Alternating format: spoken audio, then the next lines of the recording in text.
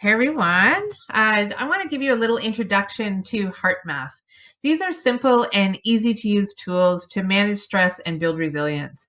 You often will hear me talk about this because I do really utilize these tools every day in my life. It really has made an amazing difference in my life. So just a little wee bit about me. Who am I? Well, I'm Tracy Love. I've had a full career in social services.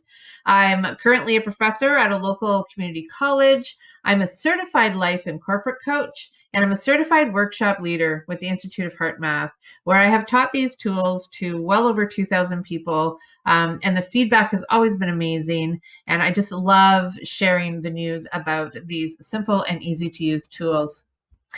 So, the Institute of HeartMath was founded in 1991. It is a nonprofit research center to study the links between stress, brain and heart function, health, and performance. They have published more than 100 studies on cardiovascular health, cognitive performance, healthcare utilization, staff retention, and post traumatic stress disorder. They're developers of award-winning mobile stress reduction technology solutions, and they have 30 years evidence of sustained reduction of stress and stress-related conditions. This HeartMath system is used across several different sectors in the hospitals and health professionals, businesses, police, fire and corrections, schools, universities, nonprofits, professional athletes, Olympic teams, and even the military and special forces.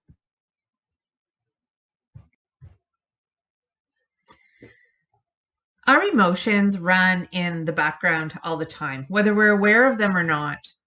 So when you think about those inner soundtracks that run within you, you can see that your emotions can influence not only your decisions and relationships, but your perceptions of what's really going on. Really, your emotions influence nearly everything that happens in your life.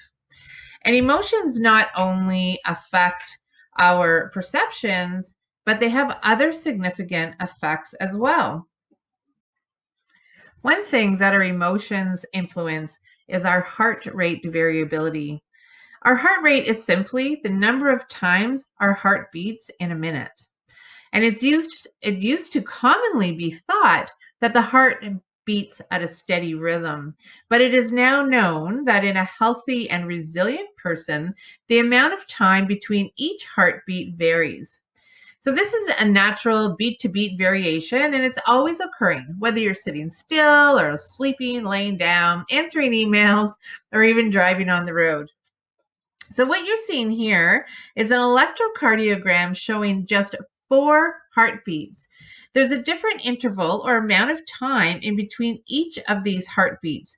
In other words, the time between our heartbeats vary or changes. And really, that is what is meant by heart rate variability. So here we see beat-to-beat changes over a longer period of time. The beats per minute equivalent for each pair of heartbeats is shown on the chart as the blue dots here at the top. The blue line that connects the blue dots is forming a heart rhythm pattern, and each upslope will represent an increase in heart rate, for example, a series of heartbeats speeding up, and each downslope will represent a decrease in heart rate, for example, a series of heartbeats slowing down. So what does a talk about resiliency and managing stress have to do with heart rate variability anyways? Well, our heart rate variability is actually greatly affected by the emotions that we have running in our background. Our emotions have this powerful effect on all of our major body systems, much more so than even our thoughts. Our emotions either drain us or they renew us. Our emotions are the primary drivers of physiology, driving activity in the nervous and hormonal systems, and our emotions are the primary activators of hormonal release. Different types of emotions set in motion a cascade of biochemical changes that tell our energy systems to use more energy or conserve and replenish energy.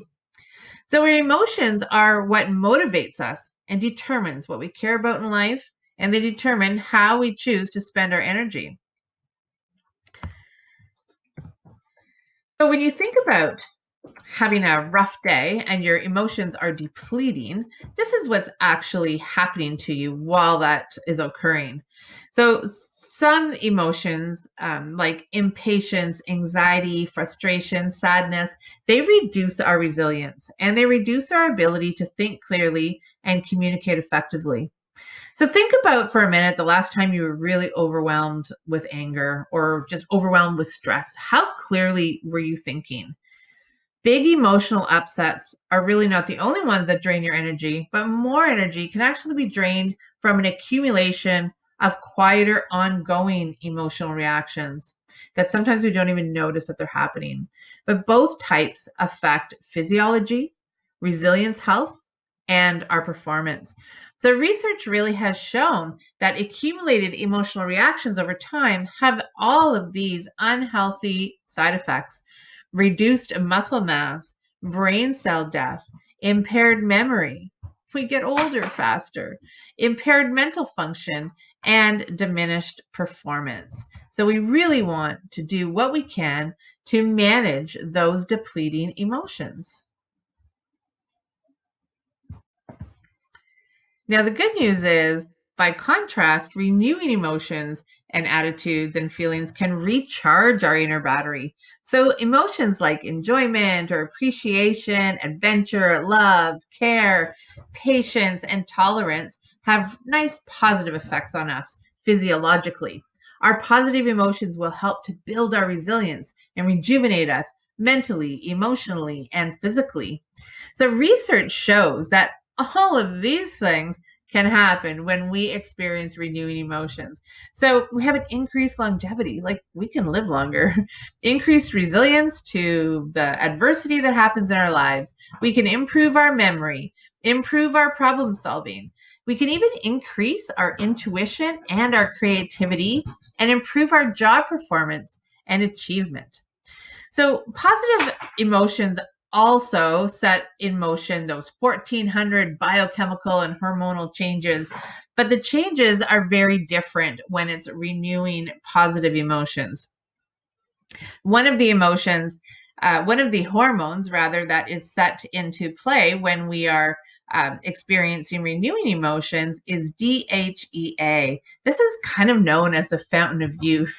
So releasing as much of that into your system as possible is a really, really good thing. So those emotions that we're experiencing are reflected in the patterns of our heart rhythms. So our heart rhythm variability patterns can be what's called coherent or incoherent at either low or high heart rates. So a person's coherent or incoherent HRV patterns can sometimes have the same amount of variability. So the two heart rhythms on this slide here belong to the same person. So when you look at this top one, this person is experiencing frustration. So she was instructed to feel frustrated, reflect on something that frustrated her, and when she shifted to feeling frustrated, her heart rhythms became chaotic looking. So those depleting emotions like frustration, impatience, anxiety, they're reflected in an irregular, chaotic HRV pattern. And it indicates that the activity between our sympathetic response and our parasympathetic response is out of sync. Scientists will call this incoherent heart rhythm. So think about driving a car. Imagine if you had your foot on both the gas and the brake at the same time. You would have a really jerky ride. You would increase the wear and tear on your car. You would have decreased gas mileage. It really is an inefficient way to use energy. So that's very similar to the rapid energy drain that happens to your body when you're frustrated or in those depleting emotions. The heart does send a lot of information up to the brain through our autonomic nervous system, which is that sympathetic and parasympathetic responses. And our incoherent heart rhythms will inhibit our brain function. So it'll impair our performance. It'll amplify our energy drains. We just won't be able to think as clearly. In contrast, if you look at this heart rate variability on the bottom, this is the same person, but in this case, she was asked to feel appreciation. So when she shifted into feeling appreciation, her heart rhythm pattern changed. Renewing emotions like appreciation create much more ordered and harmonious pattern, reflecting that the activity between the sympathetic and parasympathetic systems are in sync. And scientists call this a coherent heart rhythm. Incoherent rhythms reflect out of sync activity in the two branches of our autonomic nervous system, while coherent rhythms reflect synchronized activities. Coherence helps promote our optimal performance and brain function and builds resilience. So, this coherent state is not necessarily the same as relaxation. In other words, you can have a high heart rate or even a low heart rate and still exhibit an ordered, coherent pattern. The same goes for a low heart rate. You can be relaxed, which is indicated by a low heart rate, but you still could be rehashing and processing an argument that happened earlier in the day. And then your system will still show this incoherence and will be draining a lot of energy. But with learning the tools through HeartMath, you can learn to shift from incoherence to coherence. So I invite you to tune into my other videos that will introduce you to these HeartMath techniques that you can use through your day to help build your resilience to unpleasant events and manage your way through stressful situations. So please subscribe to Tribe Love above, so that way you will know when I'm posting new videos about HeartMath, but also other stress managing techniques that I have learned and I teach as well. And please subscribe to or join us on our Facebook group. You can see it in the link below. All right, everybody, have a great day and thanks for tuning in. I hope you enjoy learning HeartMath.